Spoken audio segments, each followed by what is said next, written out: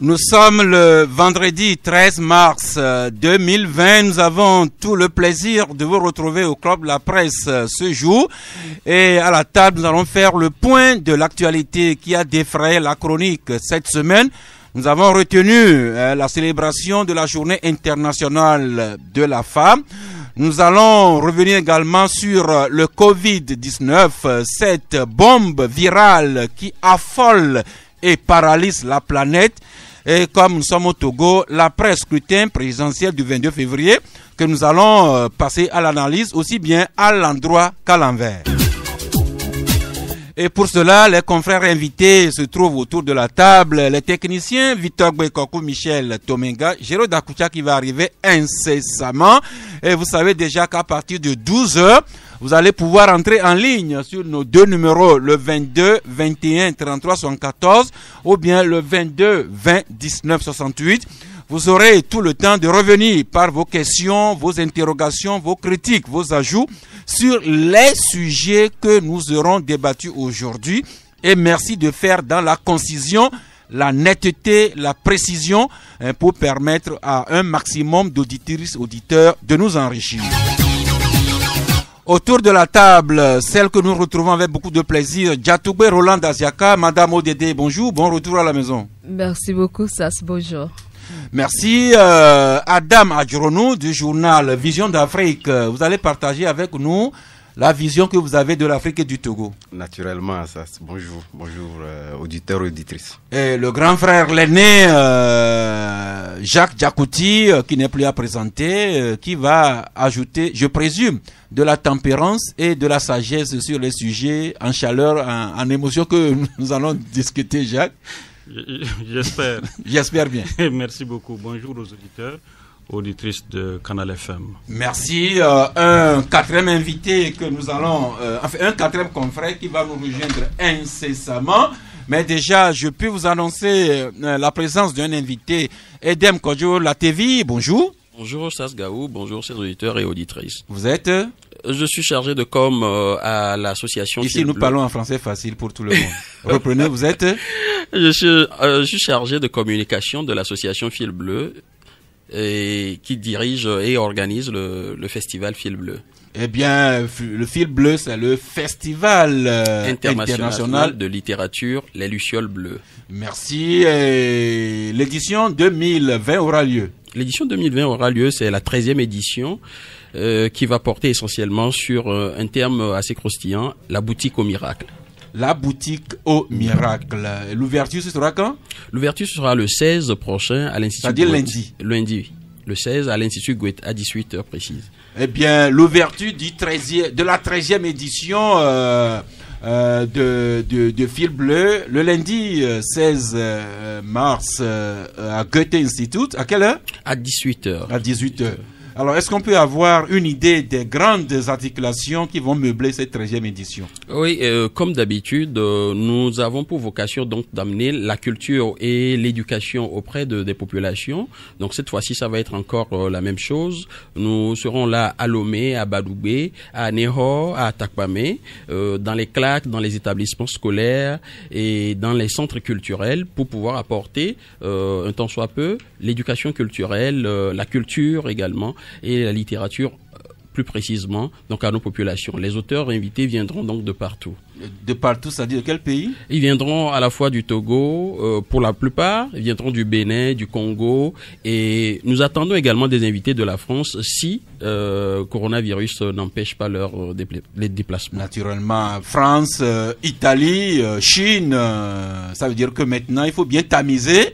Ce n'est pas de la discrimination, mais que les invités ne viennent pas nous contaminer avec cette pandémie. C'est l'OMS qui a qualifié le phénomène depuis hier de pandémie. Eh bien, le lancement le lundi prochain avec une série d'activités qui seraient fastidieux de décliner ici. mais vous allez trouver un canal pour partager avec le grand public votre programme d'activité. Oui. Notre programme, le programme est déjà partagé sur les réseaux sociaux. Donc notre site également en fait vraiment état.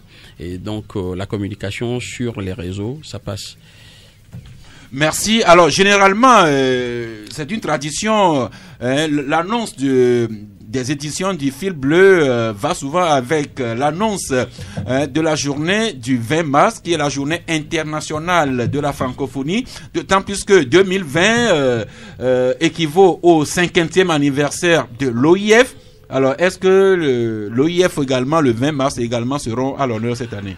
Oui, comme vous l'avez bien précisé, Sasgaou, Fil Bleu est un partenaire de l'Organisation internationale de la francophonie, de la Commission nationale de la francophonie. Et donc, cette année encore, Fil Bleu va avec le 20 mars, la célébration du 20 mars. Et chose spéciale cette année, nous avons le 50e de la francophonie à célébrer. La célébration, la célébration officielle aura lieu donc à Niamey. Mais bien avant cela, au Togo, nous allons démarrer les choses le 20 mars au bureau régional de l'OIF pour l'Afrique de l'Ouest. Merci, mais vous restez à nos côtés quand les auditeurs vont appeler. Si une question doit toucher votre sujet, je préfère que vous soyez là pour répondre vous-même. Je l'annonçais, il est arrivé, Thierry Afankwe de Gapola.net. Bonjour. Bonjour, bonjour à toutes et à tous. Merci. La pensée du jour. C'est le grand philosophe Platon qui a écrit, citation, « Chacun, parce qu'il pense, est le seul responsable de la sagesse ou de la folie de sa vie, c'est-à-dire de sa destinée. » Encore une fois, chacun, parce qu'il pense, est le seul responsable de la sagesse ou de la folie de sa vie, c'est-à-dire de sa destinée, nous enseignait Platon il y a plusieurs siècles, mais pensez toujours d'actualité. J'ai annoncé les sujets, nous allons revisiter la célébration du 8 mars, la journée internationale consacrée aux droits de la femme. Qu'est-ce qu'il en est aujourd'hui, du moins dans les journaux? Je prends ce journal-là, l'Économiste, qui met à sa manchette « Gestion publique, entreprise, leadership, ces femmes qui font le Togo ». C'est l'acte 2 de ce long article du confrère L'Économiste. Alors, je lis des noms, par exemple, comme Mazama Esso, secrétaire d'État dans le gouvernement du Togo, en charge, entre autres, de ce que vous savez.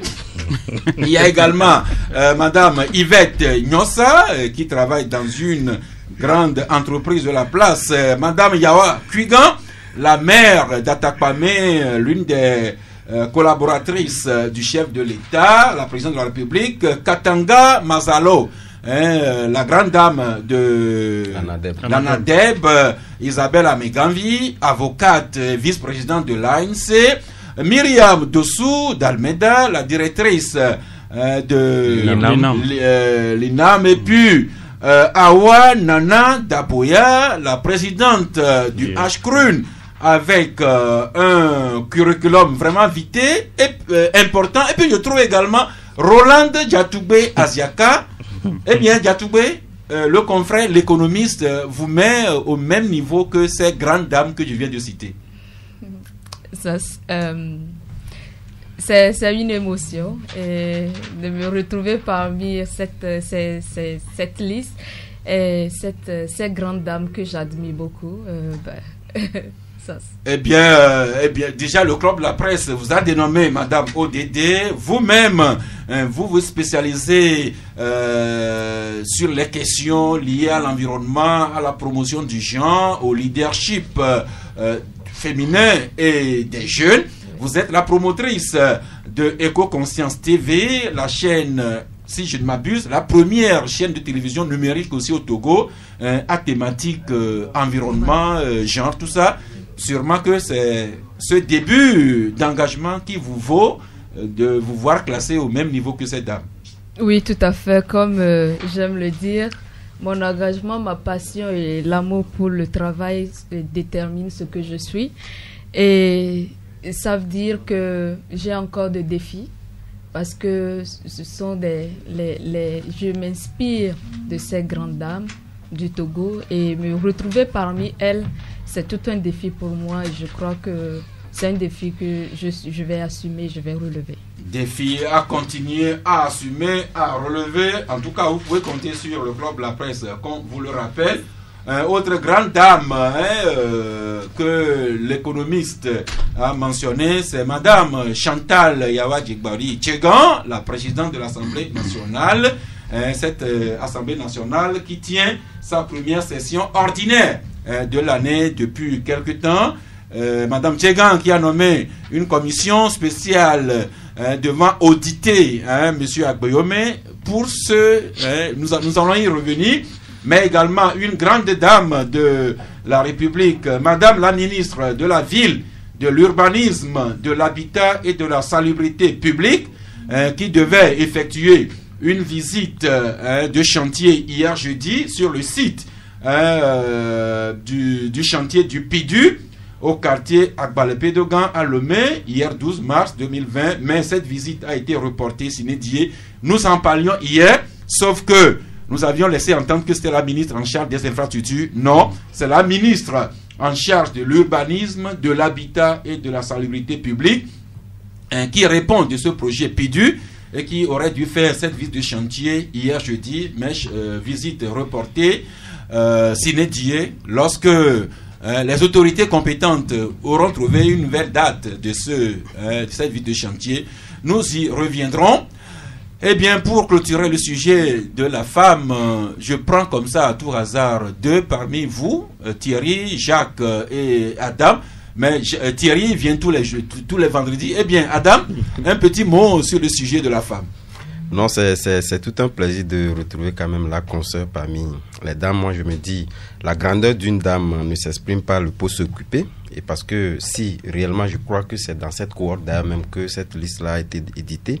Et j'estime et je pense que lorsqu'on prend les grandeurs des dames, il y a des dames qui forcément n'ont pas occupé de grandes postes, mais font des choses énormes, qui vont donc, disons, à la satisfaction de la population. Et c'est dans ce cadre-là d'ailleurs même que la consoeur s'y retrouve. C'est vrai qu'elle n'est pas à la présidence, elle n'est pas directrice générale, bon, elle est directrice générale de sa structure, certes, mais qui font énormément de choses qui aident toute la population. Parce qu'aujourd'hui, vous n'êtes pas sans savoir, quand on parle des ODD, c'est tout le monde qui est touché karma. Et donc, je pense que les articles que nous lisons nous éduquent réellement à pouvoir donc adopter les meilleures mesures pour protéger cet environnement-là, qui est donc, disons, l'unique patrimoine qui appartient quand même à tous. Merci Jacques. Le confrère, l'économiste nous parle de ces grandes dames qui font le Togo. C'est vrai, c'est de grands noms aux hautes charges de la République, mais il y a également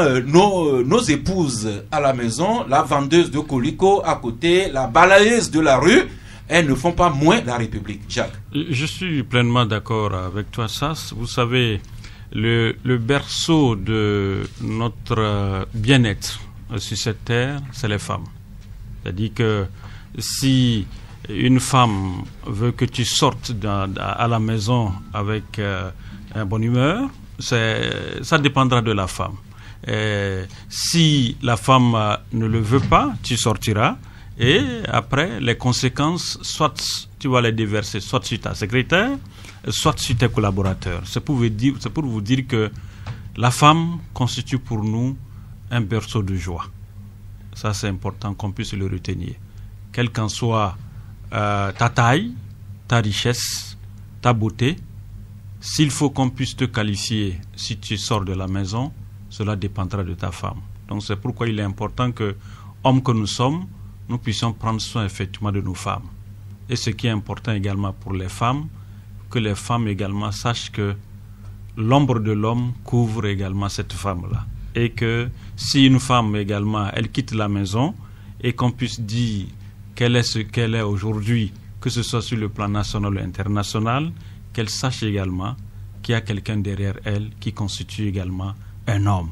Et c'est pourquoi on dit la valeur, par exemple, d'un homme constitue également la valeur de la femme qui est derrière cet homme-là. Et vice-versa. Et vice-versa. Merci, mais le 8 mars, c'est un processus, c'est un combat pour les femmes de se voir établies dans leurs droits, un combat loin d'être fini, mais comme nous parlons également de notre épouse, la dernière fois, quelqu'un nous signalait, Thierry Afanoukou, qu'un homme qui a épousé une seule femme a toutes les femmes avec lui.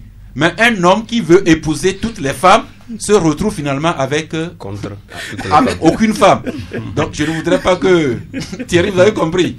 Non, j'ai compris. Vous vous mariez avec une seule femme et vous avez toutes les femmes avec vous. Oui. Mais si vous voulez épouser le maximum de femmes, vous risquez de vous retrouver comme une aiguille dans des pagnes, c'est-à-dire nu. Je ne vais pas me verser dans les commentaires. Je nous recommande à ce que la Bible nous enseigne. Je crois que nous sommes appelés à se marier à une et une seule femme. Et c'est très important parce que quelqu'un qui trouve une bonne femme, je crois que c'est toute une bénédiction. Mais quand ce n'est pas le cas, c'est plus que le cancer à la maison. Merci. La Bible nous enseigne, du moins dans le Nouveau Testament, d'épouser une seule femme, mais il faut équilibrer avec le Coran, qui semble-t-il laisse la liberté à un homme de se marier jusqu'à 4 femmes, mais à la condition expresse d'aimer toutes les femmes au même niveau. C'est parce que moi je ne peux pas aimer plusieurs femmes au même degré que je me contente d'une seule. Mais ça, si je veux juste ajouter un mot, c'est le genre et je suis très passionnée par les questions du genre. Je m'en doutais bien. Avec l'Ode des 5 qui fait la promotion du genre, j'aimerais juste dire que l'homme et la femme, ce sont eux qui font la société. Et j'aimerais juste dire, c'est une question de complémentarité. La femme doit être la réussite de l'homme et l'homme doit être la réussite de la femme. Merci. Nous passons maintenant à la bombe virale, bombe à fragmentation, qui affole toute la planète, qui paralyse un nombre de pays. L'Italie est un pays pratiquement en confinement.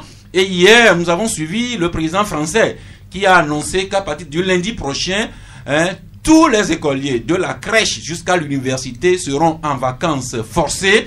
Ce virus, qu'est-ce que nous pouvons en dire aujourd'hui? Le confrère L'Union pour la Patrie qui a approché l'ambassadeur de la Chine au Togo et qui fait le point sur le coronavirus en Chine. Et c'est l'ambassadeur qui relève la baisse drastique des contaminations en Chine, pendant que les guérisons sont en hausse. Ça, c'est en Chine. Mais quand on vient en Italie et ailleurs, c'est plutôt le contraire. Les contaminations augmentent chaque seconde. Les morts suivent dans ce sens. Et ce n'est pas fini. L'économie même des grandes puissances est affectée. Le confrère, l'économiste qui écrit aujourd'hui que les grandes places financières clôturent en baisse depuis quelques jours. Le journal dit même que les places boursières connaissent des chutes libres. Et c'est le confrère l'économiste qui écrit que le coronavirus paralyse l'économie, crée la panique sur les marchés, bouleversant chaque jour davantage la vie quotidienne des populations. Il va de la limitation des déplacements. Des pays même ferment leurs frontières et les places boursières qui s'affolent. Le Canard indépendant, lui aussi, s'inspirant de ce imbroglio autour de la communication de l'État sur le cas signalé au Togo qui serait en train d'être guéri, le Canard indépendant écrit imbroglio autour du premier cas du Covid-19 au Togo, les dangers du scepticisme. C'est pas bien de ne pas croire que c'est pas bien de croire qu'il n'y a pas le coronavirus au Togo. Il faut toujours aller avec prudence. Et pour ça, à ce niveau-là, l'alternative à la page 6 nous produit cette tribune libre co-signée par Roger Foliko et Marie Squashi, le virus le plus dangereux.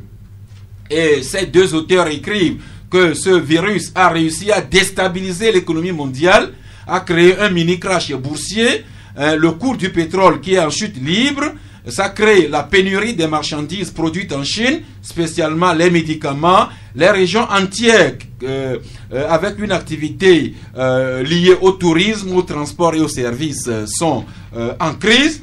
Et ces deux auteurs, Roger Foliko et Marie Squashi, se demandent si notre pays, le Togo, dispose de kits de dépistage en quantité suffisante. Puisque, enfin, ils disent que le virus est déjà entré chez nous au Togo, notre pays, avec des frontières ouvertes à tout vent. Et puis, ils se demandent plus loin, les citoyens auront-ils les masques et le liquide désinfectant et le personnel soignant a-t-il ce qu'il faut en termes de combinaison et autres équipements? C'est des interrogations que nous nous posons. Mais nous rappelons le sujet ici, c'est pour dire, quand vous suivez l'actualité en Italie, en France, aux États-Unis, Jacques Diakouti, nous voulons ici rappeler encore les mesures de prudence. Nous ne sommes pas obligés de nous serrer la main, de nous embrasser pour nous montrer que nous témoignons de l'affection. Recommandation encore, nous laver proprement les mains plusieurs fois et observer une certaine distance de prudence, notamment à l'église dimanche, déjà à la mosquée cet après-midi. Nous voulons rappeler ces mesures de prudence. Vous avez raison. J'ai un ami qui est rentré de Paris hier nuit. Il était allé pour un séminaire et sa femme était allée l'accueillir à l'aéroport. Vous savez, quand vous vous séparez de votre femme, ne serait-ce que 1 ou 2 semaines, dès que la femme vous voit ou bien dès que l'homme voit la femme, qu'est-ce qui se passe? En même temps embrasser sa femme. Mais quand le monsieur est descendu, la femme a pris cette distance, ne voulait pas embrasser son mari, de peur que peut-être que le monsieur rentrant de Paris est revenu avec ce coronavirus. Donc c'est pour vous dire que l'ampleur qu'effectivement que ce virus-là est en train de créer, la proportion de ce virus-là, même au sein des foyers. Mais ce qui est important pour nous, comme vous l'avez si bien dit, c'est d'essayer de respecter ne serait-ce que les règles élémentaires. C'est-à-dire que lorsque vous rentrez à la maison, il faut toujours vous laver les mains. En Afrique, Dieu a tellement béni l'Afrique par rapport à, si nous n'avons pas même le savon, nous avons ce que nous appelons la cendre. Et puis c'est très efficace. Pour ceux qui font encore du feu avec du bois ou du charbon, justement, charbon de bois. Oui, c'est tellement efficace. Vous savez, quand nous on était à l'école, lorsqu'on revenait, comme on a vécu avec la grand-mère, vous rentrez du collège, la première des choses, c'est l'eau et la cendre qui vous attend. Vous lavez les mains avec la cendre avant de continuer tout ce que vous allez à faire. Donc c'est pour vous dire que aujourd'hui nous avons les potentialités en Afrique. Il est important que nous puissions respecter effectivement ces mesures-là. Vous savez, aujourd'hui le monde entier est ébranlé. Ça, il faut le reconnaître. Le monde est ébranlé pour une première fois que les États-Unis disent qu'ils ne veulent pas que aucun avion venant effectivement de l'Europe rentre dans son territoire. Vous voyez que c'est vraiment sérieux. Donc il est important. Même l'Europe, sauf la Grande-Bretagne et l'Irlande. Bon, c'est pour vous dire que quelque part, c'est vraiment sérieux. Et quelque part, moi j'apprécie ce que Donald Trump a fait. Parce qu'il ne faut pas se fier à l'économie et laisser vos populations mourir. Je crois que si par exemple l'Italie et la France avaient pris les mêmes dispositions par rapport à la Chine, je ne pense pas que ils auront tellement ces infections-là au niveau de leur pays. Donc, quelque part, il faut respecter les consignes. C'est très important. Que ce soit dans les églises, que ce soit dans les mosquées, si nous allons, pour une première fois, si on ne se serre pas la main, je ne vois pas en quoi cela peut nous coûter. Donc, respectons les règles élémentaires, lavons-nous régulièrement les mains. Quant aux parents qui ont les enfants à l'école, qui reviennent de l'école, faites tout pour que vos enfants puissent laver les mains avant de continuer toute chose. Merci Thierry. Des pays comme l'Italie paraissent dépasser la France qui prend des mesures courageuses. Leur système sanitaire ont des problèmes alors que le Togo n'a pas un système de santé à la taille de ces pays. Si jamais le Togo devait avoir 10 000 cas, je ne sais pas comment nous en sortirions. Eh bien, pour le moment, c'est la prudence. Comme nous le disons, nous laver régulièrement la main. Il n'y a plus de gel hydroalcoolique dans les pharmacies. Il y a le savon, il y a la cendre. Et puis, on n'est pas obligé de nous serrer, de nous embrasser. Et puis, si jamais on a des inquiétudes, aller nous faire situer auprès des centres de santé. Oui, tout à fait. Je crois que tout un chacun de nous doit prendre au sérieux ce qui se passe, et je crois que le gouvernement a indiqué où le ministère de la Santé a indiqué les mesures à prendre, les observations à respecter. C'est un coup dur pour le monde entier, et nous ne souhaitons pas que ce mal-là, en tout cas, Dieu merci que le premier cas détecté est en train d'être guéri, traité et en train d'être guéri. On remercie Dieu pour cela. Et par rapport au dispositif, comme l'a si évoqué le confrère l'Alternative, je crois que déjà on doit renforcer la surveillance. Pourquoi je le dis? Parce que la surveillance aux frontières. Aux frontières, parce que j'ai eu à traverser la frontière Togo et Bénin dans la semaine. J'ai constaté que au Togo, il y a un petit laisser-aller en ce sens que quand vous arrivez au niveau du Bénin, on vous prend la température, le petit contrôle, et vous constatez que les agents de la santé qui font ce contrôle-là, ils ont les gants et les masques. Et par contre, au Togo, ce n'est que les agents qui s'occupent de prendre la température et autres là, qui ont et le gant et le casque. Alors que les douaniers qui vérifient l'identité des passants ne sont pas protégés. Je ne sais pas pourquoi. Eux, ils ne disposent pas de gants et de casques. Alors que de l'autre côté du Bénin, et les agents de santé et les agents des douanes, ils ont ce matériel-là. Donc, il faudrait que cette information-là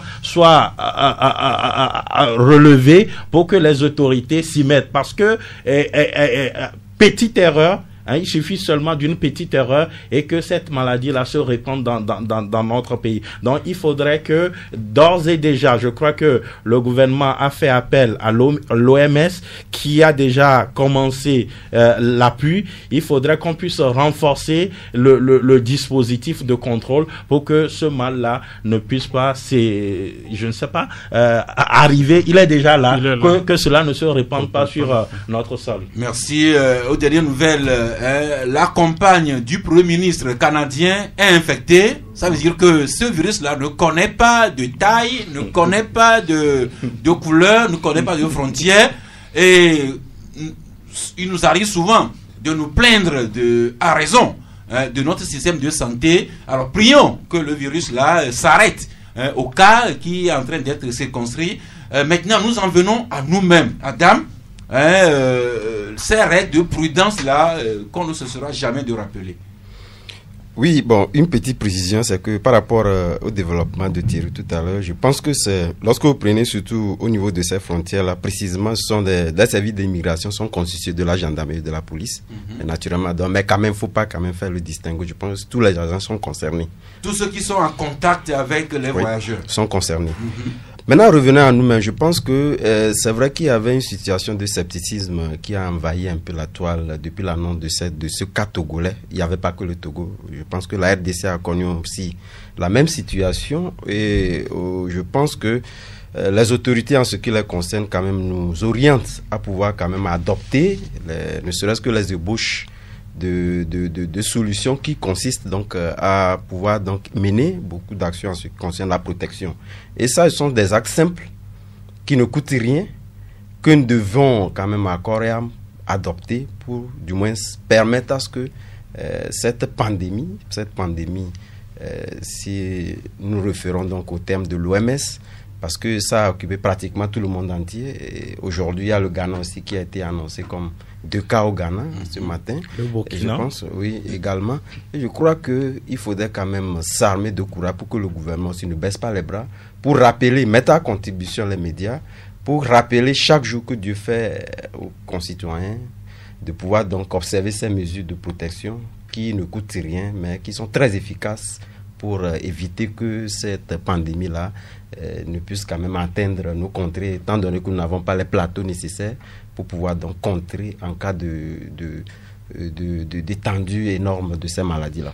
Ça, si vous permettez, aujourd'hui, c'est jour de prière pour nos amis les musulmans. Le président Jacques l'a dit tantôt. Donc, il faudrait que pendant la prière ou après la prière, que ceux qui vont participer à cette prière-là puissent éviter au maximum les embrassades, les salutations d'usage et tout ça là, parce que c'est très important, c'est pour la protection des uns et des autres, et que dans les différents établissements, je crois que certains établissements disposent d'un dispositif de lavage des mains.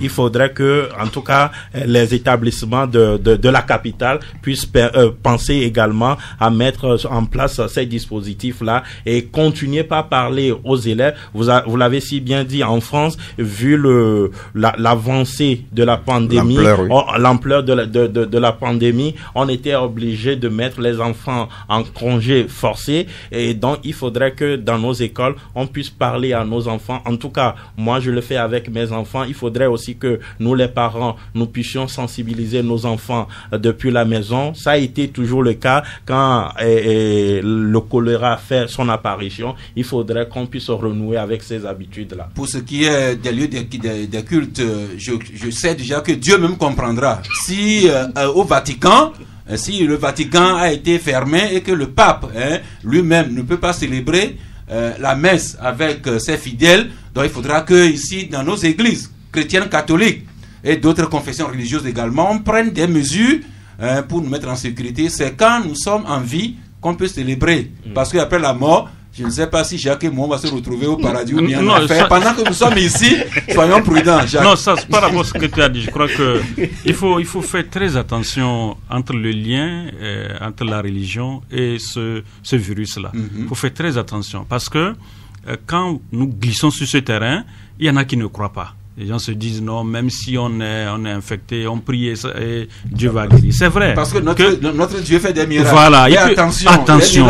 Justement, Dieu peut faire des miracles, mais il faut faire très attention. Dieu a donné l'intelligence à l'homme, de pouvoir cerner ce qui est bien et ce qui est mal. Donc, respectons les consignes. Est-ce que vous voulez ajouter ça? J'ai fait un peu un tour au niveau du CHU campus par rapport à ce confinement. Il faut que le gouvernement n'a qu'à redoubler encore d'efforts, un peu d'efforts, parce que personnellement ce que j'ai vu, ils n'ont qu'à faire encore plus, parce que là où par exemple celui qui est contaminé, la cellule dans laquelle on le met, et par rapport à celui qui tend vers la guérison, cette cellule également, je crois que le gouvernement n'a qu'à encore faire un peu d'effort par rapport à cette situation-là. Fait des efforts. Et puis, c'est le CHU Campus qui est le seul centre de prise en charge actuellement.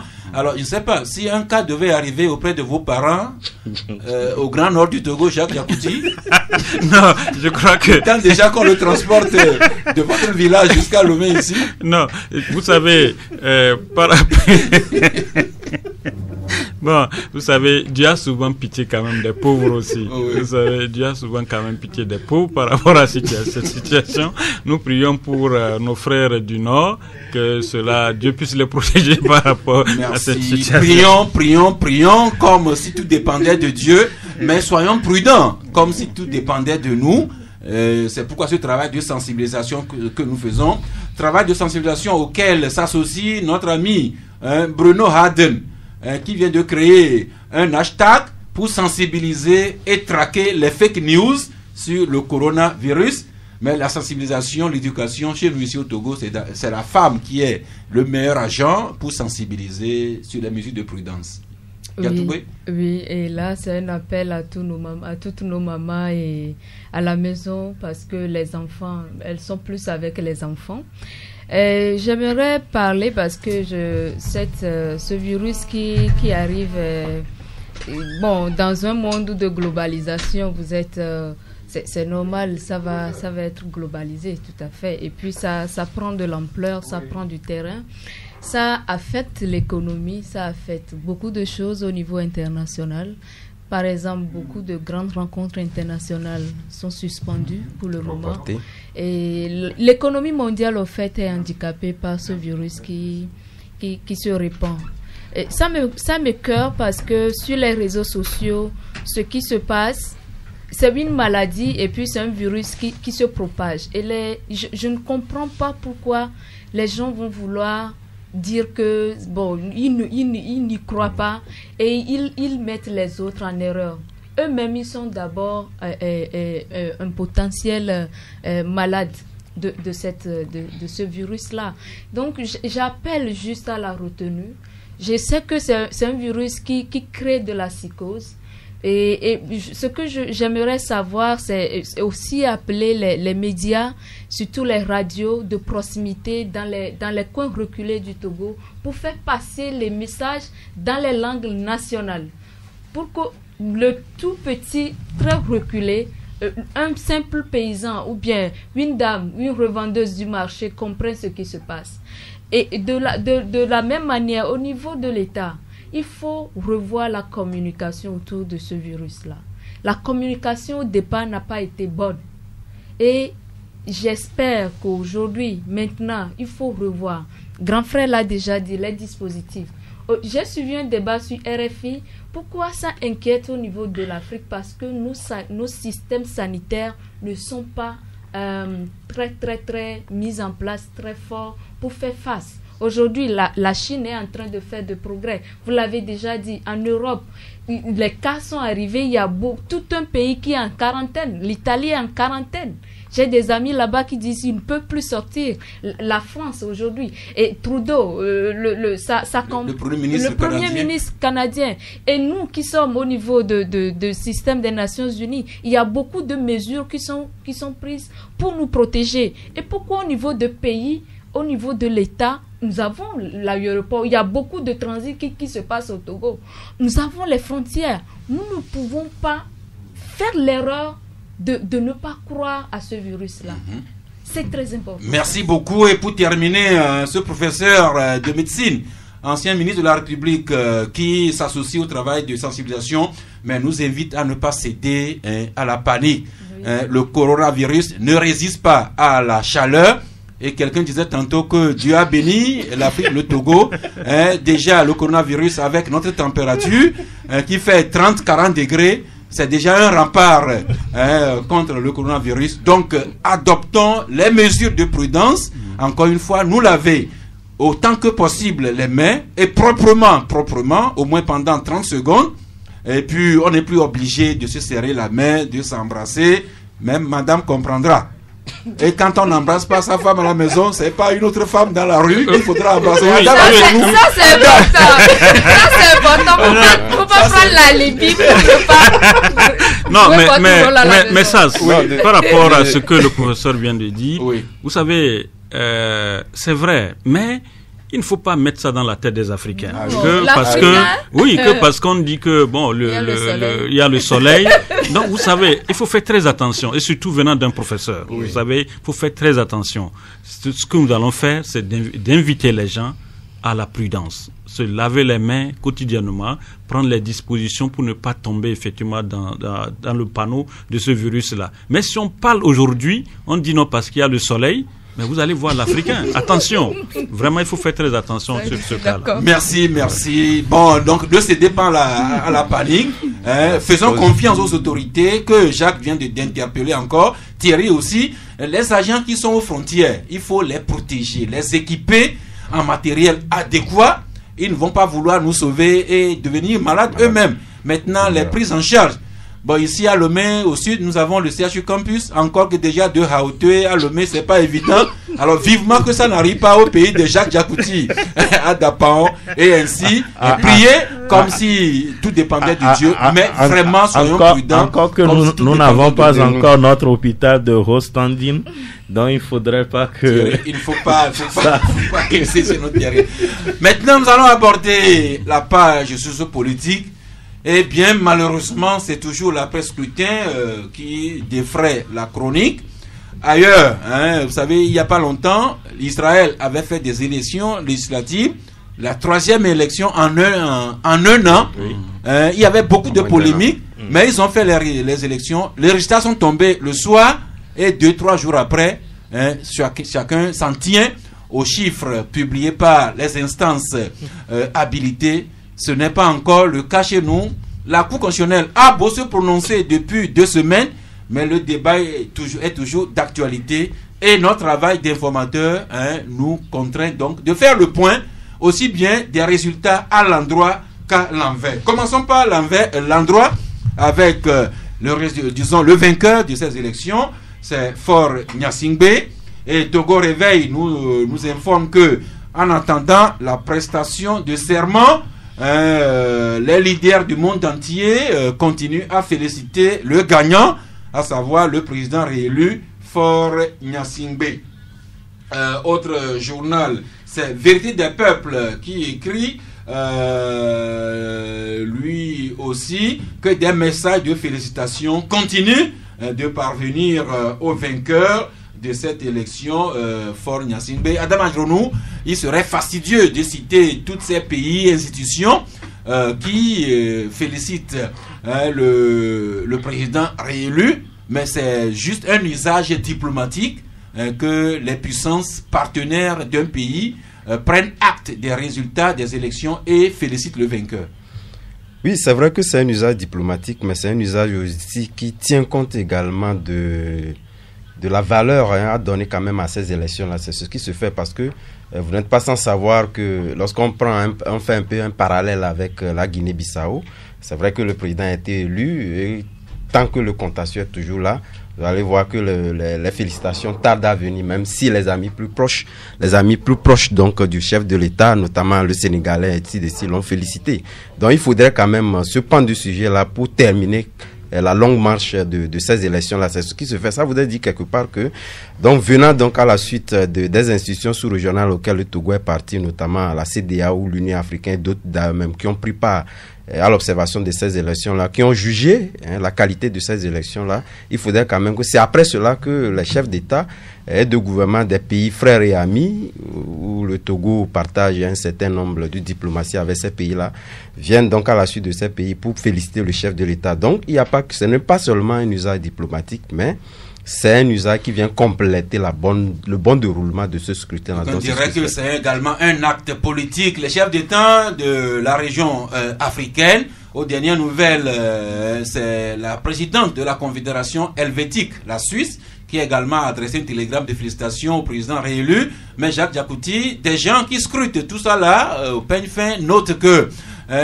d'autres partenaires comme les États-Unis d'Amérique, l'Allemagne, la France, l'Union européenne, n'ont pas encore envoyé leur part de télégramme. Mais ça, avec ce qui se passe là, vous croyez que les puissances ont leur tête par rapport à certains détails? Non, c'est-à-dire que le Togo a vécu son élection. Un président a été élu. Je crois que c'est aux Togolais de gérer la victoire. C'est aux Togolais également de placer leur confiance en celui à qui ils ont placé leur confiance pour que le président puisse dérouler son programme.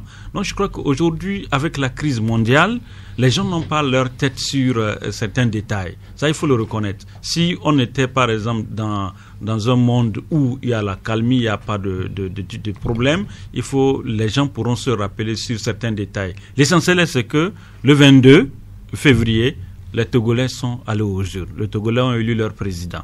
Et par rapport aux félicitations, ça viendra. C'est parce qu'aujourd'hui, les gens sont préoccupés par autre chose. Quand vous prenez même ce qui se passe aujourd'hui au Sahel, vous vous rappelez que c'était dit, M. Macron avait annoncé que à partir de cette semaine qui est en train de se terminer, il devait avoir une rencontre internationale pour pouvoir réfléchir, pour voir comment on va financer effectivement le G5 Sahel par rapport aux attaques terroristes. Mais vous avez vu, cela a été remis au calendrier grec. Aujourd'hui, on ne parle même plus de ça.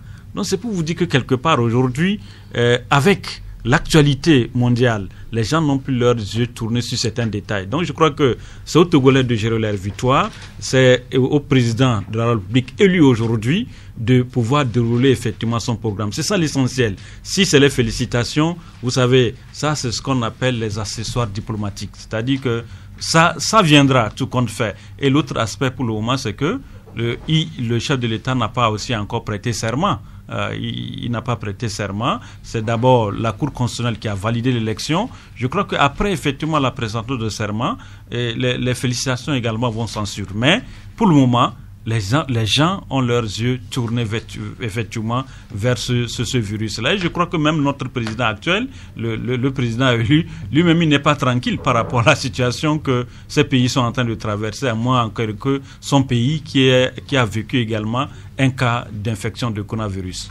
Merci. Donc, ça c'est le côté en droit. Maintenant, l'envers, c'est que la contestation ne se tait pas. C'est Agboueme Kodjo qui continue à revendiquer la victoire à ces élections. Il s'est même autoproclamé. Il a posé également des actes très forts en procédant notamment à la nomination d'un premier ministre et d'un ministre des Affaires étrangères.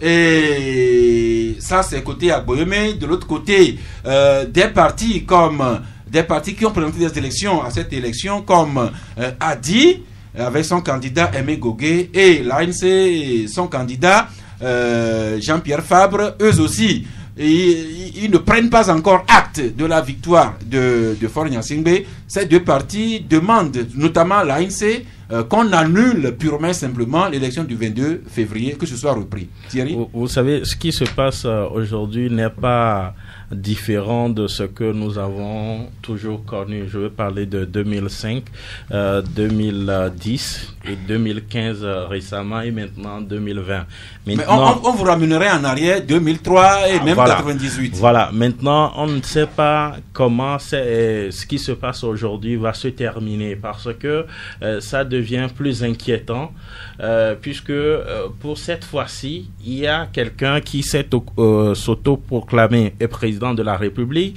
et il continue en nommant un premier ministre, comme vous l'avez rappelé, et un ministre des Affaires étrangères. Alors, il s'est autoproclamé, mais il ne s'est pas encore auto-investi. Non, puisque le mandat du président sortant est toujours en cours. Donc, je ne crois pas qu'il osera poser cet acte-là. Peut-être c'est pour l'empêcher de poser cet acte-là que tout le feuilleton qu'il y a depuis quelques jours, on est en train d'assister à ce feuilleton-là avec les forces de l'ordre qui encerclent sa maison de temps à autre et tout ça là. Et finalement, comme le président Jacques l'a dit, et vous savez, et on en a assez de nos politiques. On en a assez de nos politiques. Il faudrait que on puisse aller de l'avant. Donc, je ne sais pas trop comment on va résoudre ce problème-là, mais le cas a fait une proposition dans sa sortie d'hier et qui disait que c'est une crise politique et il faut trouver une solution politique à la crise. Je ne sais pas trop ce que on met dans cette solution politique-là au niveau du cas, mais ce qui est, il y a une crise qu'on doit trouver à laquelle on doit trouver une solution rapidement. Sinon, le mandat, le 4e de Faure Gnassingbé ne lui serait pas encore facile. Comme le 3e avec l'avènement du 17 août 19 août 2017. Donc, il faudrait que les politiques puissent se retrouver rapidement, qu'ils puissent se parler. Qu'ils puissent se parler, que le gagnant soit reconnu comme gagnant ou le perdant soit reconnu comme perdant ou, et comme on l'a si bien proposé ici, malheureusement la Cour constitutionnelle n'est pas allée dans le sens que nous avons souhaité, c'est-à-dire que le recomptage ou la proclamation des résultats bureau de vote par bureau de vote. Maintenant que la Cour constitutionnelle même s'est mélangé les pinceaux dans ses calculs, vous voyez que tout ça là, ça jette du discrédit sur le scrutin du début jusqu'à la fin. Donc, si à chaque fois il faut connaître des élections et qu'on tombe dans une crise post-électorale, je me demande, est-ce qu'il faut encore organiser des élections dans ce pays? Pourquoi ne pas penser instaurer peut-être un système où le pouvoir géré peut-être par quelqu'un du Nord pendant un temps et quand ce temps-là serait arrivé à chaud là, que quelqu'un du Sud puisse le prendre. Parce que tout ce qui vient tout ce qui est en train de se jouer actuellement, tout découle de l'intervention de la semaine dernière des intellectuels. Vous avez vu que c'est les intellectuels dans leur sortie qui ont donné des pistes comme quoi l'acte que l'un des candidats est en train de poser est illégal. Et qu'on devrait mettre fin à tout cela. Et tout cela a inspiré notre procureur de la République qui a saisi la présidente de la Cour, de l'Assemblée nationale qui a enclenché le processus de la levée d'immunité de Dr Agbeome. Donc, tout cela, je crois qu'on est fatigué. Nous, ce qui nous intéresse, c'est le développement du Togo. Nous voulons... Merci. Donc, la situation post-électorale encore problématique. L'ANC qui s'inspire des chiffres donnés par la Cour constitutionnelle à son audience solennelle du 3 mars, la même Cour qui a tenu une autre audience en interne le 9 mars, et l'ANC trouve qu'il y a des confusions dans les chiffres que de la Cour, et l'ANC en tire comme conclusion qu'il faut reprendre purement simplement le scrutin du 22 février. Le cas, lui, dit constater une crise politique qu'il faut résoudre, pas une solution politique, laquelle Agbeome doit le savoir, mais dans ça, Agbeome continue à revendiquer sa victoire, à poser des actes, ce qui lui vaut donc la procédure intentée par le procureur de la République. Et justement, à ce propos, l'évêque de la nation écrit que l'imposteur Agbeome Kodjo, bientôt simple pensionnaire d'une prison civile du Togo. Togo Matin se demande pourquoi Monseigneur Philippe Fanoko Kodjo s'agite-t-il dans la procédure intentée contre Agbeome. Et suite à la saisine du procureur, la présidente de l'Assemblée nationale a nommé une commission spéciale qui devrait auditionner le député Agbeome mercredi. Il avait été prévu dans la foulée une plénière de l'Assemblée jeudi, reporté à ce matin. Nous apprenons que la plénière d'aujourd'hui est encore reportée. Ça veut dire, Adam Adjronou, que l'audition de Agbeome devant ses camarades parlementaires n'a pas encore livré son... Oui, c'est dernier secret, oui. Il y a ça. Mais vous savez ça, il ne faut pas souvent donner caution forcément à des attitudes de mauvais perdants qu'on veut forcément ériger en crise institutionnelle ou en crise post-électorale. Vous savez, moi j'ai toujours fait cette analyse en disant que sur le principe même d'organisation de ces élections-là, d'abord ça voudrait dire que toutes les parties prenantes ont été d'accord sur d'abord les institutions qui doivent donc réguler ces élections, notamment la Cour constitutionnelle, la CENI.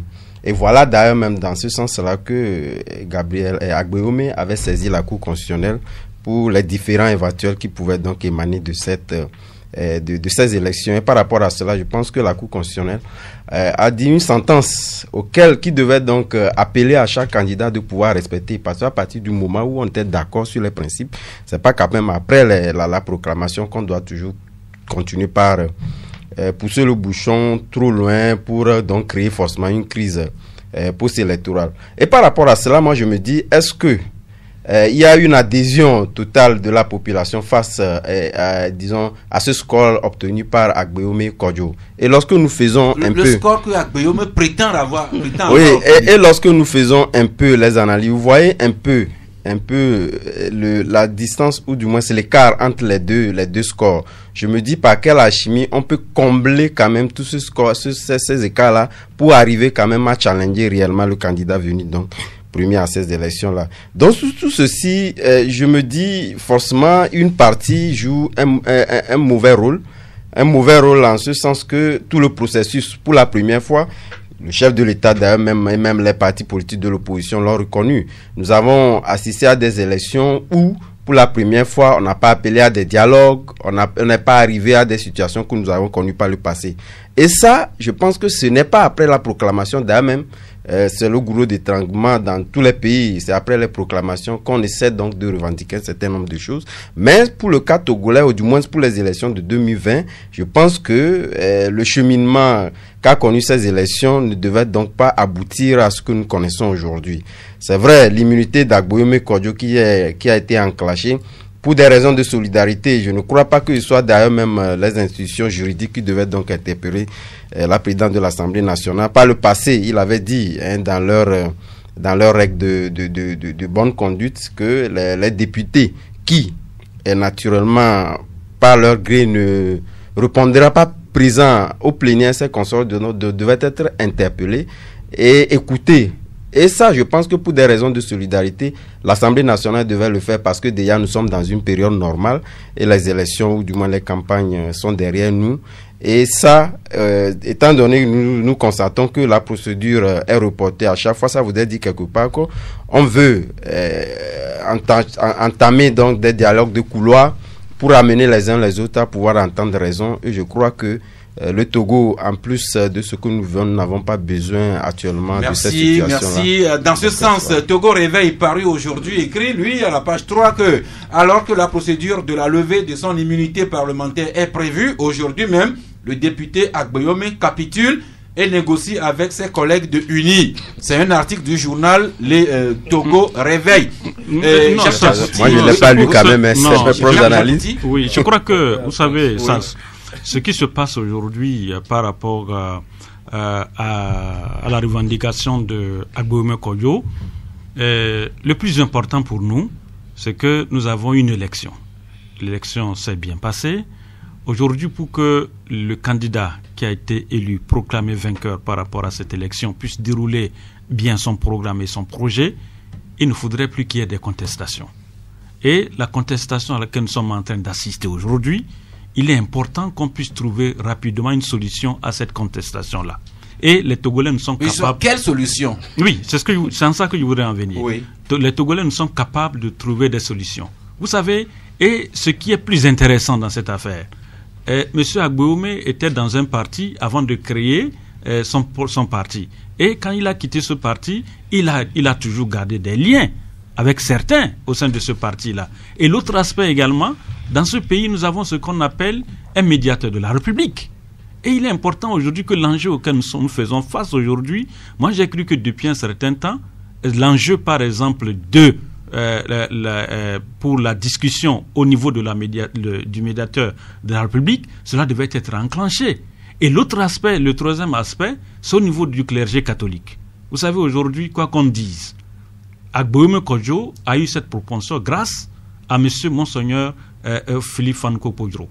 Si aujourd'hui Agboyome a eu ce score-là, c'est grâce à ce monsieur. Il est important aujourd'hui que le clergé catholique puisse jouer également une partition dans cette affaire. Essayer de parler à monsieur Fanko Podro et à son retour, c'est à lui de pouvoir parler maintenant à Agboyome Kodjo. Parce que tout le temps, par exemple, quand on essaie d'inquiéter Agboyome Kodjo, on a vu comment Monseigneur Podro a toujours réagi. C'est pour vous dire que quelque part, monsieur Podro a une force. Monsieur Podro a une capacité de dire, par exemple, à Podjo, bon écoute, nous devons... Agboyome plutôt. Il a cette capacité de dire à monsieur Agboyome Kodjo, écoute, à la rue vont des choses, il est important que nous puissions trouver une solution par rapport à cette situation. Donc c'est pour vous dire que rien n'est perdu, vu ce qui est en train de se passer aujourd'hui par rapport à cette levée de l'immunité parlementaire d'Agboyome Kodjo. Je me dis que quelque part, il est important également que M. Agboyome Kodjo puisse négocier. C'est important, parce qu'il ne sert à rien, vu son âge. Mais j'ai vu un peu la photo de M. Agboyome circuler ces temps-ci. Quand vous le voyez, vous sentez que c'est quelqu'un qui est un peu fatigué, quelqu'un qui est un peu diminué. Donc, envoyer ce monsieur encore en prison, je crois que ça ne ferait pas du tout du bien aux Togolais que nous sommes. Parce que plus vous l'envoyez en prison, plus peut-être les médias vont commencer encore par crier qu'au Togo, on a encore un détenu politique. Et l'autre aspect également de la chose, peut-être, je ne sais pas quel jeu doit se jouer au niveau de cette médiation, mais il est important aujourd'hui que le Togo n'a pas besoin, à la situation dans laquelle nous sommes, le Togo n'a pas besoin d'avoir encore quelqu'un en prison pour des raisons électorales. Donc c'est dans ce sens que vous trouvez que Madame la médiatrice de la République doit jouer sa partition, et que les évêques du Togo devraient également approcher leurs confrères et aînés Podro et trouver une solution. À cela, je crois qu'il faut ajouter l'ambassadeur des États-Unis au Togo, parce que Agboyome Kodjo a adopte cette posture-là aujourd'hui, parce que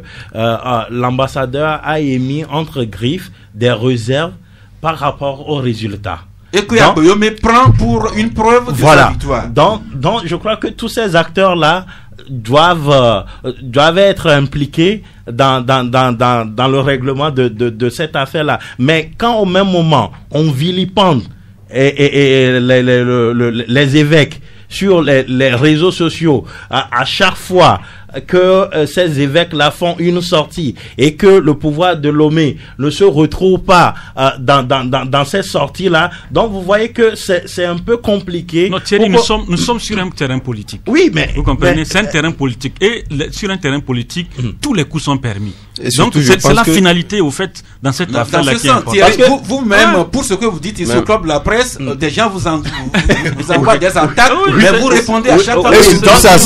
L'intervention c'est fondamental qu'on puisse trouver rapidement cette solution politique-là avant le début de ce 4e mandat de Faure Gnassingbe. Sinon, tout ce qu'il a beau promis pendant la campagne électorale, je crains. Merci, mais souffrez que je vous arrête dans votre langue du temps, puisque les auditeurs, ceux-ci-là, se signalent beaucoup et ils ont raison, c'est leur temps. Eh bien, juste le temps que nous soufflions un peu, que nous adressions un clin d'œil à nos partenaires et nous nous ouvrons sur eux. 93.5 Canal FM.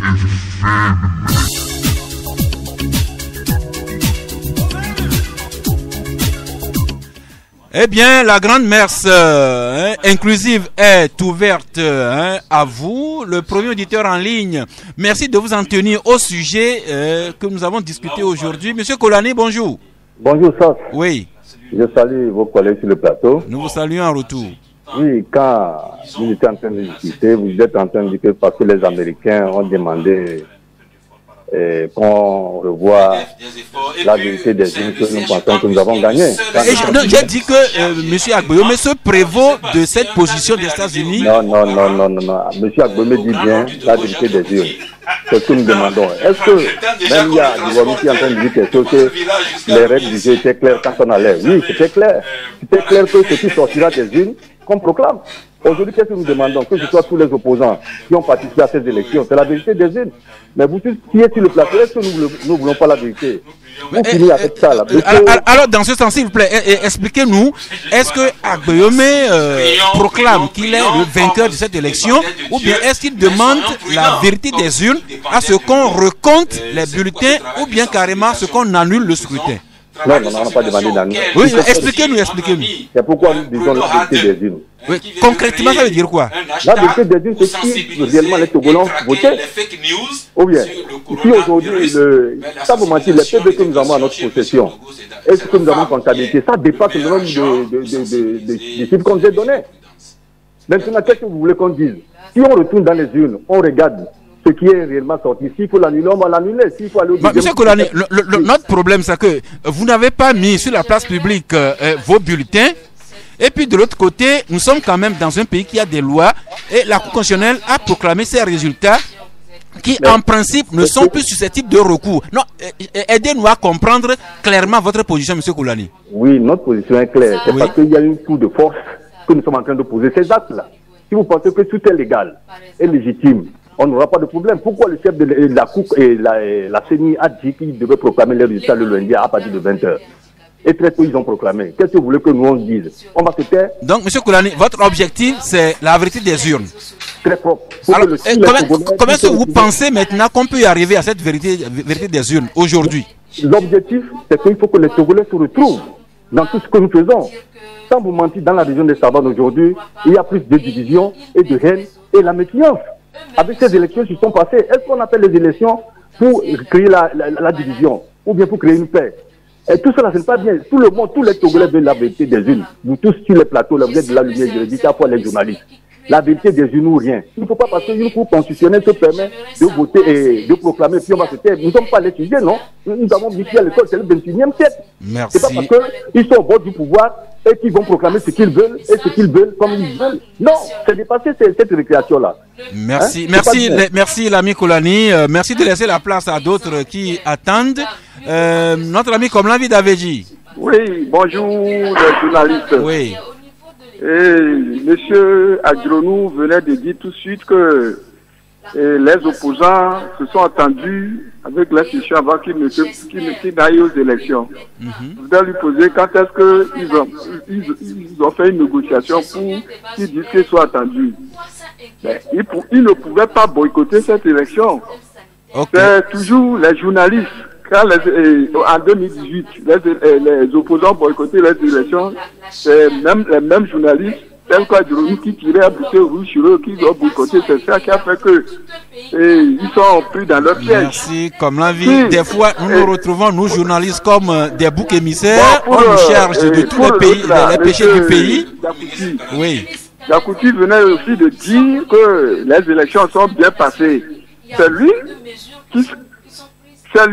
qui sait que les élections sont bien passées. Si effectivement les élections sont bien passées, je ne pense pas qu'il y aura de contestation. Merci. Et ce n'est pas deux messieurs qui contestent. Merci. Comme la vie, comme vous avez interpellé deux confrères, je leur passe la parole pour bien expliciter leurs idées. Adam Andronou. Oui, moi j'estime que, étant donné qu'il n'y a pas eu de quiproquo et que les gens ont parti, c'est vrai que lui-même il a fait la question, il a fait également la réponse, mais il allait me laisser le choix de répondre parce qu'il a estimé que il ne pouvait pas boycotter les élections. Moi j'estime que lorsque vous trouvez, oui, je le cadre de participatif de ces élections-là inadéquat, vous n'y participez pas. Lorsque vous participez, ça veut dire que vous êtes d'accord avec les règles du jeu.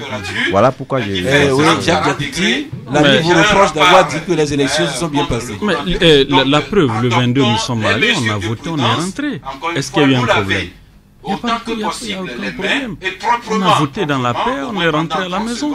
Est-ce que quelque part on a dit qu'il y a un quiproquo, quelqu'un a été blessé, quelqu'un a été attaqué par rapport à une élection? Est-ce que quelque part on nous a fait cas des blessés, on nous a fait cas de que les gens se sont attaqués? C'est plutôt apaisé, discuter que vous avez... On a eu. Merci beaucoup, l'ami Bewi en ligne. Bonjour. Bonjour. Oui. Bonjour à tes confrères. Oui, allez-y. Je voudrais réagir par rapport à ce qu'on dit que les élections ne sont pas claires ou bien ce n'est pas la vérité des gens qui sont sortis. Je ne comprends pas. La dernière fois, j'ai fait un message sur un de vos numéros parce que je n'arrive pas à rentrer dans la liste. Comment l'appelle-t-on là les gens, en général, généralisent leur idée par rapport aux autres. Que toi, tu as voté, tu as cru que ton candidat doit gagner. Si tu dis que tu as voté, les autres aussi ont voté pour un autre candidat. C'est lui qui aurait gagné. Dis-toi que vraiment, toi tu as voté pour un autre candidat, finalement, vous n'étiez pas nombreux à le voter. Celui qui a gagné, c'est les autres électeurs qui ont voté. Toi tu as voté, mais tu penses que c'est ton vote-là qui doit gagner et tu as fait gagner ton candidat. Voilà qui n'a pas gagné. Et toi tu dis que ce n'est pas la vérité des gens. Parce que toi tu as voté à chacun et que ce n'est pas lui qui a gagné. Les gens généralisent leur idée, ils prennent ça pour les idées des autres. Parce qu'il a voté pour tel, il pense que c'est comme ça que tout le monde a voté. Merci beaucoup, l'ami Bewi. À présent, nous passons la parole à Johannes. Oui, Johannes. Oui. Vous êtes le bouc émissaire de Pardon? Vous n'êtes bouc émissaire de personnes. Merci beaucoup. Sauf que donnez-nous l'occasion et nous vous démontrerons par nous allons vous démontrer par qu'il y a beaucoup de choses en tant que journaliste, en tant que cadre pouvoir que vous devez faire dans ce pays, mais que vous manquez de faire. Donnez-nous seulement l'occasion, nous allons vous le démontrer par ce que nous disons. Nous n'aimons pas accuser les journalistes, moi personnellement, je n'aime pas accuser les journalistes. Mais le débat est toujours d'actualité. Et qu'est-ce que vous auriez souhaité que nous fissions vraiment et que vous ne trouvez pas chez nous? Je ne pense pas que je vais revenir sur ça. Je pense que vous-même vous avez dit qu'il n'y a pas de temps. Merci. Eh bien, l'ami, si vous voulez, généralement les après-midi, quand je finis l'émission, je suis dispo. Nous pourrons prendre un rendez-vous, moi seul, ou bien je vais inviter d'autres confrères. Comme ça, on va faire un débat en interne. Il n'y a pas de souci. Merci beaucoup, Johannes. Mon premier point. Heureusement, aujourd'hui, vous êtes revenu sur le coronavirus. Et ce qui me donne l'occasion aussi de revenir sur le spécialiste que vous avez invité avant-hier. Le mercredi. Oui. Et qui est venu. Et ce que moi, je n'ai pas compris, c'est comme si vous ne vous êtes pas informé suffisamment avant de l'inviter.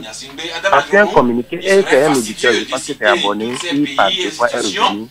Mais l'invité a toujours nié que le communiqué officiel n'a pas fait cas d'une compatriote officiellement contaminée. Alors que dans le journal officiel, à 20h, on nous a dit que les tests ont été révélés positifs. Maintenant que le spécialiste vient nous dire que c'est un cas qu'on a, c'est maintenant que les tests ont été faits et qu'après les tests se sont révélés négatifs, ils nous disent qu'il y a un foutu et pour ne pas créer de la panique, je ne pense pas que c'est une manière de communiquer qui ne va pas créer de la panique. Je ne sais pas si vous comprenez ce que j'ai dit. Et malheureusement, il a repris ça plusieurs fois et vous n'avez pas daigné lui faire part du communiqué officiel qui a été fait sur les médias officiels. Et je me dis que bon. Je ne sais pas si nous parlons du même communiqué, mais moi j'ai le communiqué officiel écrit et c'est ce que nous avons essayé d'expliquer. Si vous n'êtes pas toujours convaincu, je vous laisse à votre religion. S'il vous plaît, l'ami Yohan. Merci quand même de nous enrichir. Et nous passons au suivant. Richard depuis le Danemark. Bonjour. Heureusement que le coronavirus ne passe pas par le téléphone. Ben, je suis actuellement à Lomé. Oui, oui. Ah, vous êtes à Lomé? Oui, je suis à Lomé. Ah, j'espère qu'on vous a fait tous les contrôles à l'aéroport. Les chefs d'État de la région africaine, au dernier Merci. Eh bien, nous vous écoutons, Richard. La présidente de la Confédération helvétique, la Suisse, qui a également adressé un télégramme de félicitations au président réélu. Mais Jacques Diakouti, des gens qui scrutent tout ça là, peignent fin, notent que d'autres partenaires comme les États-Unis d'Amérique, l'Allemagne, la France, l'Union européenne n'ont pas encore envoyé leur part de télégramme. Mais par rapport, après les résultats, les polémiques ne doivent pas passer ainsi. Je demande à nos grands frères, essayez de nous enseigner quelque chose. On veut apprendre de vous. Vous voulez parler à quel grand frère, concrètement? À la classe politique. À toute la classe. Aussi bien du pouvoir que de l'opposition. Que de le pouvoir que de l'opposition. Au moins une fois qu'on puisse accepter le défait de quelqu'un, qu'on puisse accepter que non, le camp adverse a gagné. Même quand vous regardez même les campagnes posées, je vous dis que même quand les gens parlaient que le parti UNIR a beaucoup dépensé, c'est faux. Les cadres ont fait sortir de l'argent de leur poche. Ça aussi c'est dépensé. Que ce soit l'argent de l'État ou bien l'argent de leur poche, ils ont quand même dépensé. C'est pas l'argent de l'État. Nous-mêmes nous sommes venus avec nos propres fonds. Ah, donc vous avez battu campagne pour le candidat de UNI? J'ai battu campagne. Non, pour qui? Pour le parti UNI. J'ai battu campagne, je sais comment ça s'est passé. On a travaillé. Merci Richard. Merci, vous avez battu campagne pour un candidat. Il va de soi que votre position n'aille que dans le sens de ce candidat. Mais Richard, si vous permettez, si vous êtes à Lomé, merci de laisser votre communiqué, votre numéro hors micro. Je voudrais bien qu'on se rencontre et qu'on discute face à face. Merci beaucoup Richard. Oui, au suivant, Gérard. Oui, monsieur Sass, bonjour. Oui, bonjour à vous. Merci. D'abord, je voudrais commencer par le virus. Par rapport à nos cérémonies traditionnelles de deuil, là, comment on fait? Bon. Moi-même, je dois aller à une veillée, à un enterrement demain à Hautoué. Voilà. Je me demande si nous allons encore nous saluer à la fin de la veillée. Vraiment, c'est inquiétant. Et la circulation des sous, les billets, des pièces d'argent, comment on fait? Oh, je ne pense pas que l'argent ne transporte pas le virus. Ok, je l'espère. Bon. Mais attention, après, il faut vous laver proprement la main. Et ceux qui distribuent au guichet automatique et tout. Bon, ils ont des gels hydroalcooliques à leur côté. Il nous faut des gels à l'entrée des églises et des mosquées aussi. Dites ça à vos prêtres et à vos pasteurs. Ils entendent, je vois. Merci beaucoup, Gérard. Bon, et par la suite, je veux que vraiment ce pays soit une fois gouverné. Et depuis 2005, moi j'ai constaté qu'on n'a jamais donné le temps à quelqu'un de gouverner ce pays. Ni l'opposition, ni le pouvoir. La contestation et tout. Et je demande à un grand frère, à Guillaume, qu'une fois que vraiment il y a un fair play. Un fair play, ça veut dire beaucoup de choses. Mais ça veut dire que tu es perdant, tu acceptes. Même si tu es gagnant, par moment tu acceptes. C'est ça le fair play. Et que des gens aussi laissent les journalistes un peu. À chaque fois, on veut s'en prendre aux journalistes de leur développement. On appelle le journaliste pour lui dire qu'il ne doit pas dire ceci, il ne doit pas... D'être donné de leçons. Pourquoi chaque... Différent de ce que nous avons toujours connu, je veux parler de 2005, 2010 et 2015 Mais on vous ramènerait en arrière 2003 et même voilà. 98. Voilà, maintenant on ne sait pas comment ce qui se passe aujourd'hui va se terminer parce que ça devient plus inquiétant puisque pour cette fois-ci, il y a quelqu'un qui s'est s'auto-proclamé président de la République et il continue en nommant un Premier ministre, comme vous l'avez rappelé, et un ministre des Affaires étrangères. Alors il s'est auto-proclamé, mais il ne s'est pas encore auto-investi. Non, puisque le mandat du président sortant est toujours en cours. Donc je ne crois pas qu'il osera poser cet acte-là. Peut-être c'est pour l'empêcher de poser cet acte-là que tout le feuilleton qu'il y a depuis quelques jours, on est en train d'assister à ce feuilleton-là avec les forces de l'ordre qui encerclent sa maison de temps à autre et tout ça là. Et finalement, comme le président Jacques l'a dit, et vous savez, on en a assez de nos politiques.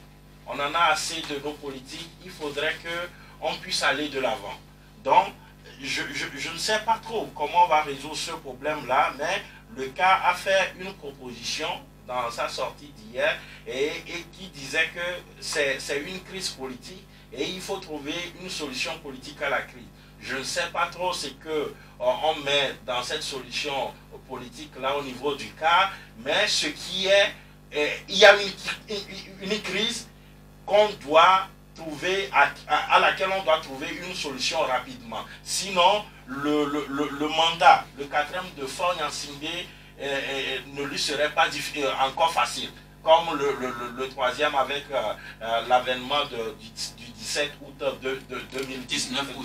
19 août 2017. Donc, il faudrait que les politiques puissent se retrouver rapidement, qu'ils puissent se parler, que le gagnant soit reconnu comme gagnant ou le perdant soit reconnu comme perdant ou, comme on l'a si bien proposé ici, malheureusement la Cour constitutionnelle n'est pas allée dans le sens que nous avons souhaité, c'est-à-dire que le recomptage ou la proclamation des résultats bureau de vote par bureau de vote. Maintenant que la Cour constitutionnelle même s'est mélangé les pinceaux dans ses calculs, vous voyez que tout ça là, ça jette du discrédit sur le scrutin du début jusqu'à la fin. Donc, si à chaque fois il faut connaître des élections et qu'on tombe dans une crise post-électorale, je me demande, est-ce qu'il faut encore organiser des élections dans ce pays? Pourquoi ne pas penser instaurer peut-être un système où le pouvoir géré peut-être par quelqu'un du Nord pendant un temps, et quand ce temps-là serait arrivé à chaud là, que quelqu'un du Sud puisse le prendre. Parce que tout ce qui vient tout ce qui est en train de se jouer actuellement, tout découle de l'intervention de la semaine dernière des intellectuels. Vous avez vu que c'est les intellectuels dans leur sortie qui ont donné des pistes comme quoi l'acte que l'un des candidats est en train de poser est illégal et qu'on devrait mettre fin à tout cela. Et tout cela a inspiré notre procureur de la République qui a saisi la présidente de la Cour de l'Assemblée nationale qui a enclenché le processus de la levée d'immunité de Dr Agbeome. Donc tout cela, je crois qu'on est fatigué. Nous, ce qui nous intéresse, c'est le développement du Togo. Nous voulons... Merci. Donc, la situation post-électorale encore problématique. L'ANC qui s'inspire des chiffres donnés par la Cour constitutionnelle à son audience solennelle du 3 mars. La même Cour qui a tenu une autre audience en interne le 9 mars. Et l'ANC trouve qu'il y a des confusions dans les chiffres de la Cour, et l'ANC en tire comme conclusion qu'il faut reprendre purement simplement le scrutin du 22 février. Le cas, lui, dit constater une crise politique qu'il faut résoudre par une solution politique, laquelle, Agbeome doit le savoir, mais dans ça, Agbeome continue à revendiquer sa victoire, à poser des actes, ce qui lui vaut donc la procédure intentée par le procureur de la République. Et justement à ce propos, l'évêque de la nation a écrit que l'imposteur Agbeome Kodjo, bientôt simple pensionnaire d'une prison civile du Togo. Togo Matin se demande pourquoi Monseigneur Philippe Fanoko Podjoro s'agite-t-il dans la procédure intentée contre Agboyome. Et suite à la saisine du procureur, la présidente de l'Assemblée nationale a nommé une commission spéciale qui devrait auditionner le député Agboyome mercredi. Il avait été prévu dans la foulée une plénière de l'Assemblée jeudi, reportée à ce matin. Nous apprenons que la plénière d'aujourd'hui est encore reportée. Ça veut dire, Adam Adjronou, que l'audition de Agboyome devant ses camarades parlementaires n'a pas encore livré son verdict. Dernier secret. Oui, il y a ça. Mais vous savez ça, il ne faut pas souvent donner caution forcément à des attitudes de mauvais perdants qu'on veut forcément ériger en crise institutionnelle ou en crise post-électorale. Vous savez, moi j'ai toujours fait cette analyse en disant que sur le principe même d'organisation de ces élections-là, d'abord ça veut dire que toutes les parties prenantes ont été d'accord sur d'abord les institutions qui doivent donc réguler ces élections, notamment la Cour constitutionnelle, la CENI. Et voilà d'ailleurs même dans ce sens-là que Agboyome avait saisi la Cour constitutionnelle pour les différents éventuels qui pouvaient donc émaner de ces élections. Et par rapport à cela, je pense que la Cour constitutionnelle a dit une sentence qui devait donc appeler à chaque candidat de pouvoir respecter, parce qu'à partir du moment où on était d'accord sur les principes, c'est pas quand même après la proclamation qu'on doit toujours continuer par pousser le bouchon trop loin pour donc créer forcément une crise post-électorale. Et par rapport à cela, moi je me dis, est-ce que il y a une adhésion totale de la population face à ce score obtenu par Agboyome Kodjo? Et lorsque nous faisons le score que Agboyome prétend avoir et lorsque nous faisons un peu les analyses, vous voyez un peu la distance, ou du moins c'est l'écart entre les deux scores. Je me dis par quelle alchimie on peut combler quand même tout ce score, ces écarts-là, pour arriver quand même à challenger réellement le candidat venu donc remis à cette élection-là. Donc tout ceci, je me dis forcément une partie joue un mauvais rôle.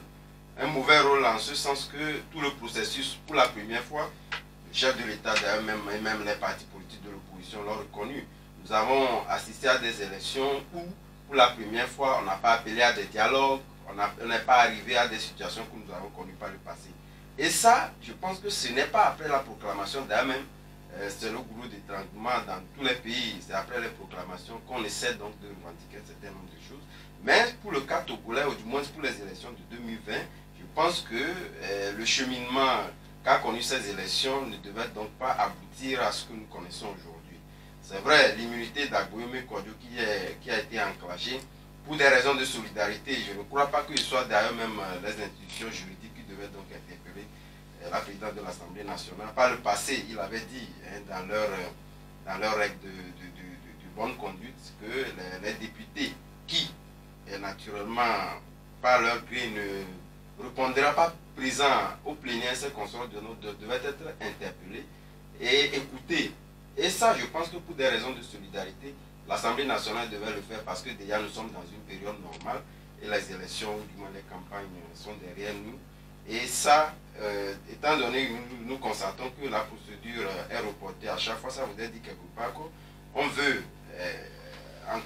entamer donc des dialogues de couloir pour amener les uns les autres à pouvoir entendre raison. Et je crois que le Togo, en plus de ce que nous n'avons pas besoin actuellement. Merci, merci. Dans ce sens, Togo Réveil, paru aujourd'hui, écrit, lui, à la page 3, que alors que la procédure de la levée de son immunité parlementaire est prévue, aujourd'hui même, le député Agboyome capitule et négocie avec ses collègues de UNI. C'est un article du journal Les Togo Réveil.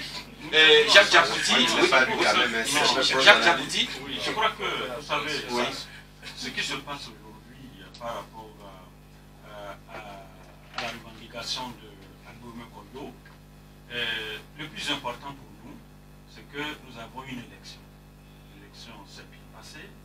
Aujourd'hui, pour que le candidat qui a été élu, proclamé vainqueur par rapport à cette élection, puisse dérouler bien son programme et son projet, il ne faudrait plus qu'il y ait des contestations. Et la contestation à laquelle nous sommes en train d'assister aujourd'hui, il est important qu'on puisse trouver rapidement une solution à cette contestation-là. Et les Togolais ne sont pas... Quelle solution? Oui, c'est en ça que je voulais en venir. Oui. Les Togolais ne sont capables de trouver des solutions.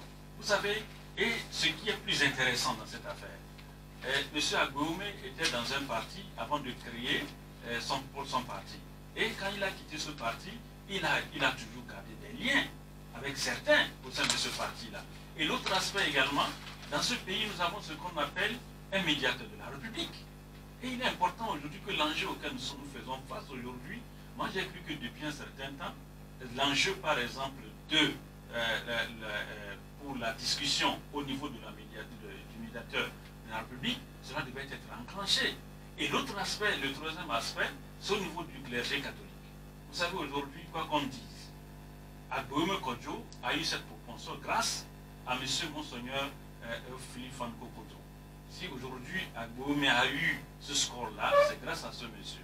Il est important aujourd'hui que le clergé catholique puisse jouer également une partition dans cette affaire. Essayez de parler à M. Fanko Kodjo et à son retour, c'est à lui de pouvoir parler maintenant à Agboume Kodjo. Parce que tout le temps, par exemple, quand on essaie d'inquiéter Agboume Kodjo, on a vu comment Monseigneur Kodjo a toujours réagi. C'est pour vous dire que quelque part, M. Kodjo a une force. M. Kodjo a une capacité de dire, par exemple, à Kodjo, bon, écoute, Agboume plutôt, il a cette capacité de dire à M. Agboume Kodjo, écoute, à la louve des choses, il est important que nous puissions trouver une solution par rapport à cette situation. Donc c'est pour vous dire que rien n'est perdu, vu ce qui est en train de se passer aujourd'hui par rapport à cette levée de l'immunité parlementaire d'Agboume Kodjo. Je me dis que quelque part, il est important également que M. Agboume Kodjo puisse négocier. C'est important, parce qu'il ne sert à rien, vu son âge. Mais j'ai vu un peu la photo de M. Agboume circuler ces temps-ci. Quand vous le voyez, vous sentez que c'est quelqu'un qui est un peu fatigué, quelqu'un qui est un peu diminué. Donc, envoyer ce monsieur encore en prison, je crois que ça ne ferait pas du tout du bien aux Togolais que nous sommes. Parce que plus vous l'envoyez en prison, plus peut-être les médias vont commencer encore à crier qu'au Togo, on a encore un détenu politique. Et l'autre aspect également de la chose, peut-être, je ne sais pas quel jeu va se jouer au niveau de cette médiation, mais il est important aujourd'hui que le Togo n'a pas besoin, à la situation dans laquelle nous sommes, le Togo n'a pas besoin d'avoir encore quelqu'un en prison pour des raisons électorales. Donc c'est dans ce sens que vous trouvez que Madame la médiatrice ou bien la médiatrice de la République va jouer sa partition et que les évêques du Togo devraient également approcher leurs confrères et aînés Kodjo et trouver une solution. À cela, je crois qu'il faut ajouter l'ambassadeur des États-Unis au Togo parce que Agboume Kodjo a cette posture, adopte cette posture-là aujourd'hui parce que l'ambassadeur a émis entre griffes des réserves par rapport aux résultats.